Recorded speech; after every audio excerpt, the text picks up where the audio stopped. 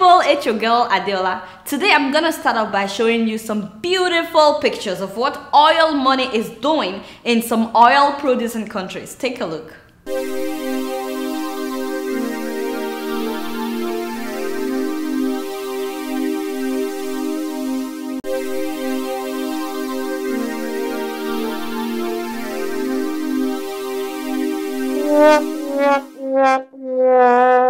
Was that Nigeria, like the last slide? I mean, the giant of Africa?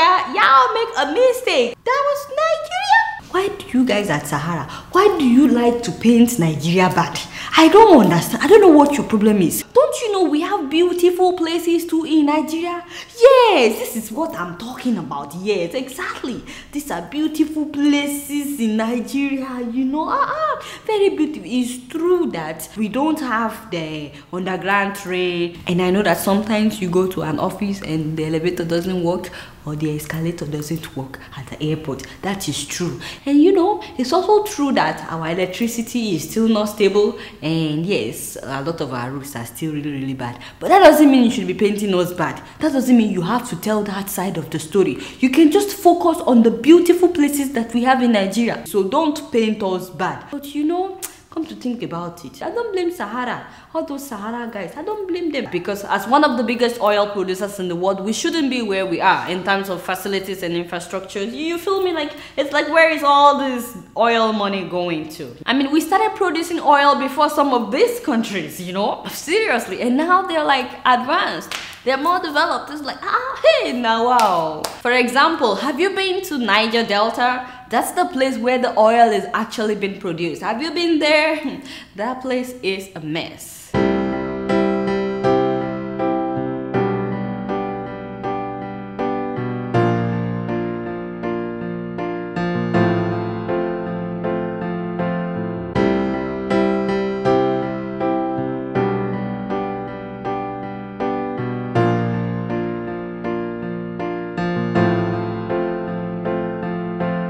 I mean, honestly, that's such a shame for one of the biggest oil producers in the whole world to be finding, you know, places that are still looking like this. Meanwhile, those who are stealing this oil money are laundering it in other countries. I mean, how dumb can you be? If you steal the money from your country, at least, you know, spend it in your country. Why do you have to go to another country to spend it, enriching their economy at the expense of your economy? And because the roads are bad, you know, whenever there's an accident, we always blame the witches and the wizards. One day I said to myself, since these witches are so powerful, why don't they, you know, just focus on the corrupt politicians? Hey, you know, I'm just keeping it real.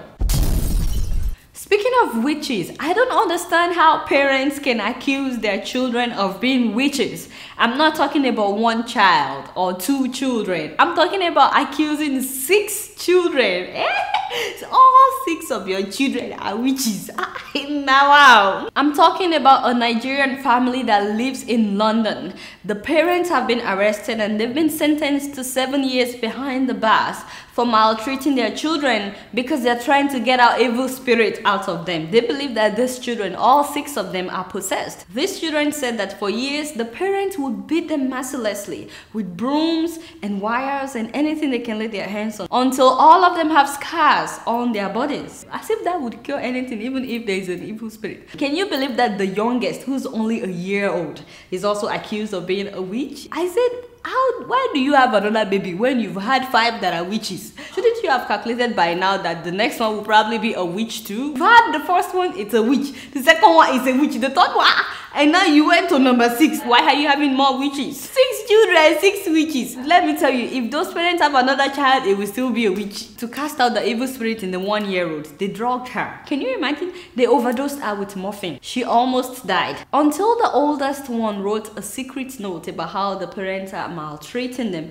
and she put it in a bottle and threw it out of her window. Luckily for her, a neighbor saw the note and alerted the police. That was how the parents were arrested and sentenced to 7 years in prison. Now, if you ask me, I think it all boils down to having more children than you can take care of. My people, don't have more children than you can take care of. If not, you start blaming them as the source of your problem. You start seeing them as witches and wizards when you can't pay their school fees. Now these parents are facing deportation back to Nigeria, and let me tell you, they will face real witches in Nigeria. Real witches and bitches, there are plenty of them. See, Apart from the blood-sucking witches, as soon as they get to the airport, hey, the custom officers will show them what a real witch can do. Move here. What do you have in your bag? Get up here. Where are you coming from? What do you have? The custom officers, they have to face policemen that will be asking them for bribes on the road, and then they have to deal with Boko Haram. Real witches. And then at night, the blood-sucking witches will come. Ooh. That is what happens when you are accusing all your children as witches. Me, I'm just keeping it real. Even though I don't believe that those 6 children in London are witches, there is one boy that, there is no way that that boy cannot be a witch. This boy must be a witch. Yes, don't look at me like that. If you see what this boy has done, I mean, what do you call a 9-year-old behaving like this? Surveillance video from Kitty City Child Care Center shows a 9-year-old's reign of terror over a room of infants. The boy can be seen punching one little girl multiple times, then choking another, then patting her on the back as she cries in pain. Another time, he violently shakes another child. In an exclusive interview with the WLBT photojournalist, the boy's aunt says the family is embarrassed by the attacks and the daycare should be shut down. In one instance, you can see the boy kick one of the little girls while a daycare worker looks out the window. Later, the boy picks up the girl and kicks her again. The 9-year-old can be seen waiting until workers turn away to attack the girl. Did you see what I'm talking about? Be careful where you put your children. If you're a teacher or a caretaker, please be more alert. Don't spend the whole day on phone. And be careful with babysitters too. Sometimes some of them can be bitches. I mean, witches. Well, you know, this one is not a witch, but take a look at what she did to somebody else's child.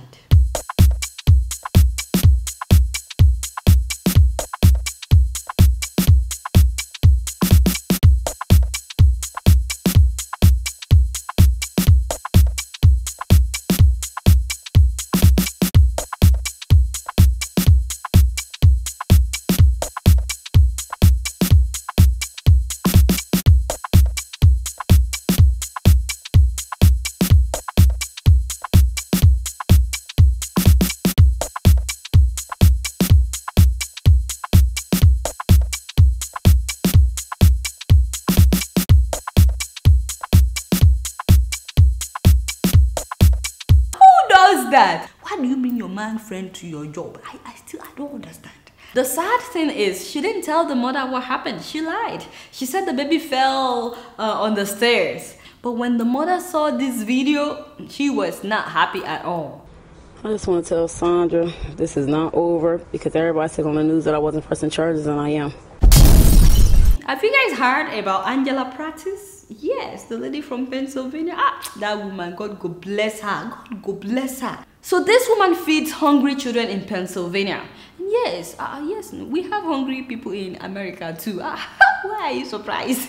There are homeless people in America. There are people roaming the streets too in America. There are starving children in America too. It's not just in Africa. Don't be fooled. This Good Samaritan woman feeds about 60 low-income children in the summertime. And she did some paperwork, you know, like she fills a report every week about what she's doing. And she gets visited by a state worker every 2 weeks. I don't know why that's not enough. Isn't that something that should be encouraged?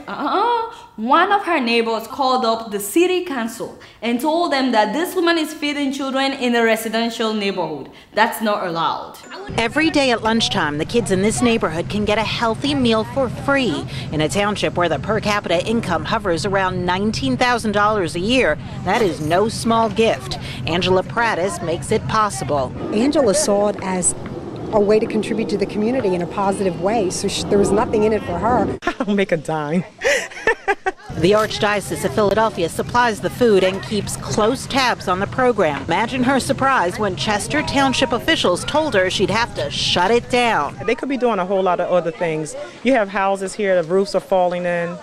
And I mean, they could be focused on a lot of more serious issues than me feeding children. We're not here to go after her, to hurt her, to take money from her, or to prevent her from feeding kids that need the food. But the township says Prattis is in violation of zoning codes. She lives in a residential zone where handing out food to children is not allowed. To cut a long story short, this woman has been forbidden from distributing food to these children until she gets a $1,000 variance or whatever that is. If not, they would be fining her $600 every day that she distributes food without this variance. See, this is why I love Africa. There is too much bureaucracy in this country.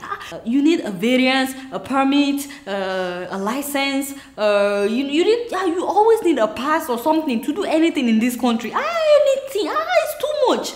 Too much wahala. To block the road and have your party, you have to have a permit. We know how to party in Nigeria. We block the road. We be jamming all night.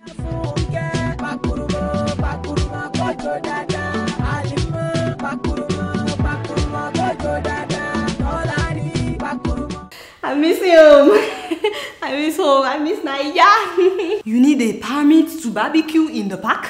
You need a permit to shank in the public. In Africa, people can shank anywhere. Yes. Excuse me, please. Can you change the picture? Yes. Change this picture now. I'm going to fire somebody. Change that picture. In this country, if your dog poo-poo somewhere on the street, you can be fined $500 just because your dog poo-pooed. Double wahala. All this permits and pass and license and variance. I said, Madam Angela, you know life is not that hard. Just pack your things, come to Africa. You know, you can even feed more children. Yes, just come to Africa. Life is not that hard. You don't need any permit. You can start distributing food today and you feed more children. I'm just keeping it real. Before I leave today, I want you guys to see a little bit of Sierra-Leone.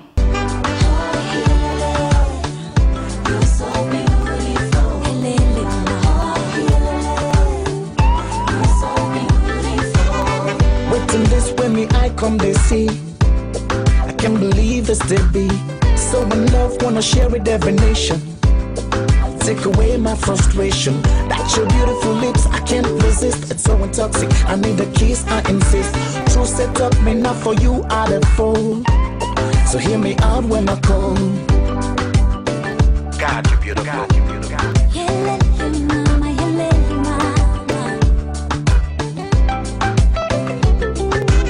I'm so in love, I'm going loco. And this not a joke. The way I feel, I know one they feel before. I can't take it anymore. My heart.